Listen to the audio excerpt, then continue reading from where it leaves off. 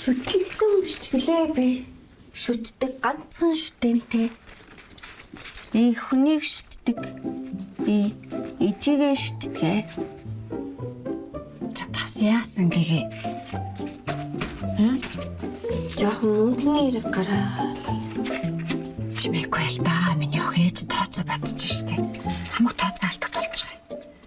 Огторгүй тэнгэрт би шүтлэггүй. Орой ганцхан ижигээ би шүтдэг. 10,000 болно үстэй. Тэгээд жохон нэмээд өгчүүл. Юу?